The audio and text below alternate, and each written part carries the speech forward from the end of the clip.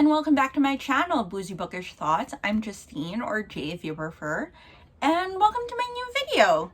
So today we are doing the Give My Regards to Broadway Book Tag, which was started by Troy Tradup a few weeks ago. I just kind of got delayed in joining in on the fun, but I really wanted to get to this because I love Broadway and I love show tunes, and this tag features like 7 of my favorite shows, and yeah, so I was super excited to do this. Is it a little dark? I'm filming a little later than usual, but still want to try using natural light. Let me know if it's a little too dark for you. I am not drinking wine today. I am so sorry. I was up really early for me on a Saturday. I am not a morning person and usually do not get up early for any reason, but my part-time job needed me to be up early, so I'm drinking coffee. Ignore the product placement. This is not paid for. I'm drinking coffee, not wine, because wine's gonna make me sleepy, and I still have a bunch of things I need to do today. So we're just going with it. So let me just sip my latte. So without further ado, let's get into the book tag. So the first prompt is Fiddler on the Roof. I will do my best not to sing because that's just going to ruin all of our days, but please forgive me if I can't control myself. So the first prompt is Fiddler on the Roof. If I were a rich man, recommend a book in which someone becomes very wealthy or very poor over the course of the story. So for this one, I picked Agatha Christie's Crooked House, which I just finished recently. They do not, none of the characters become very wealthy over the course of the story, but one of the characters coming into a lot of wealth is a key part of the plot. And overall, this is just a really good book. It's a really good mystery. It's Agatha Christie doing her thing at her best. And I just really enjoyed it. And I think a lot of more people should be talking about this. Even more than, I would say, Murder on the Orient Express or Death on the Nile. I think I prefer this to either of those books. So, yeah.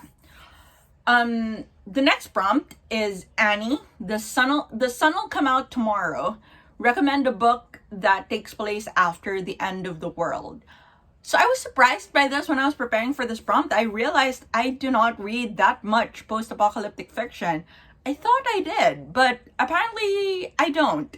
Or if I do, it's like fantasy that just you're supposed to know that it's post-apocalyptic, but nothing about it is post-apocalyptic. It's just fantasy. So or sci-fi for that matter. So I realized I was kind of wanting in this category, but luckily I found something that sort of fit the prompt, and that is Alexander Weinstein's Children of the New World. This is a short story anthology that is speculative fiction, and it deals a lot with technology, but also deals with some issues with like the climate crisis and things like that. And there are some stories which take place in a post-apocalyptic Earth, and I enjoyed it really well. It was good speculative fiction. It took modern day issues and followed them to the seemingly logical conclusion, and it really problematized the issues that we are facing and how we are dealing with them. So it was good. And if I recall correctly, I read this while on vacation. So if I recall correctly, it's not that dark that it's going to like ruin your day. So yeah, check it out. It's a pretty good book. Next is Hamilton. I Want to Be in the Room Where It Happens. Recommend a book in which a character is in a room where they shouldn't be at a key moment. I'm sort of cheating with this because the character in question is not inside the room. There is a tower and they scale outside the tower and are listening in on a conversation through a window that looks into the room. and they're not supposed to be there. Obviously, they scaled the outside part of a tower, but that's the scene that I'm going for. And that is one of the opening scenes of John Flanagan's Ruins of Gorland, which is the first in the Ranger's Apprentice series. This is a really, really nice middle grade series. I super enjoyed it. The world building is really good. And the stories are very entertaining. If you want to know what would happen in a fight between Vikings and Mongol horde, this is the series for you. And it all starts off with the Ruins of Gorland, in which the opening scene has the main character eavesdropping on an important conversation by listening in through a window outside of a tower that he scaled. Next is Oklahoma, where the winds come sweeping down the plain. Recommend a book that makes very good use of its setting. This was also difficult for me because, again, I read a lot of fantasy and sci-fi, and so obviously setting is part of the world building, so I couldn't decide if one of those would work because so much of the setting was in the world building, and like I couldn't extricate the two. So finally I went with something that's a little out there, but it's Edward A. Abbott's Flatland. Now this is the story of a square, I believe. I forget if it's a square or a circle, but the point is that it takes place on a two-dimensional plane. So it's like literally they're literally two-dimensional, and it's a kind of a mathematical, geometrical imagination of what a two-dimensional world would be like. And obviously the setting is very key here because it's hard for us to wrap our heads around what it would mean to exist in a world that is two-dimensional. So it's very interesting, and I really enjoyed it. I don't remember all the details anymore, which makes me want to reread it, but I'll have to look for my copy. But it was a very good book. I really did enjoy it at the time, and it's a very fun imagination exercise. So I do recommend this to a lot of people. Next is Phantom of the Opera. Turn your face away from the garish light of day. Recommend a book in which a character actively embraces the dark side of their personality. So for this, I will go back to Jim Butcher's Harry Dresden series, in particular the 15th book or the 13th book. I don't remember anymore. It's one of the later books, and that is the book called Changes. As the name of the book implies, this installment in the series comes with a lot of changes for the main character. Literally, everything that he thought he knew gets overhauled, and he has to make some very, very serious decisions about alliances and about who he is as a person. And it does lead him to a few darker decisions than you would see in him previously. And considering he's already a bit of a gray character, he kind of went darker gray, or if not full on dark, in this book.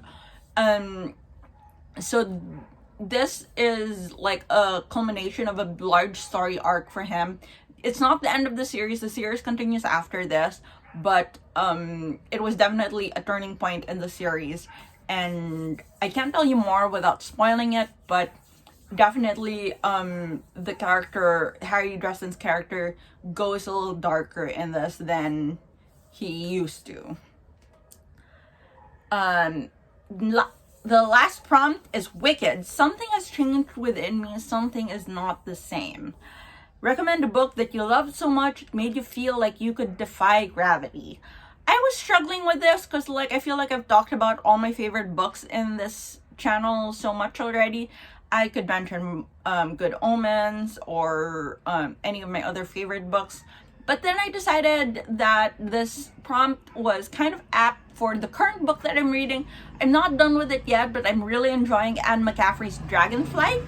And with the theme, Dragonflight and flying dragons, then it works with defying gravity. So defy gravity with a dragon. So, yeah, that was just it. And I'm really enjoying this book. It's a lot shorter than I thought it would be. I do have some comments on it, which I'll talk about in my wrap up next week. But overall, I am enjoying it. I'm practically done. I have like 30 pages to go. I just haven't had the ADHD focus to get it done. But, yeah, definitely it's fun to imagine flying on a dragon's back. And this book definitely makes you want to do that and to defy gravity. So the last prompt is Grease, you're the one that I want. So obviously this is where you prompt other people to do the tag. And I would like to tag Tangible Reads and the Book Stack. Both of them are booktubers who I follow and enjoy their content.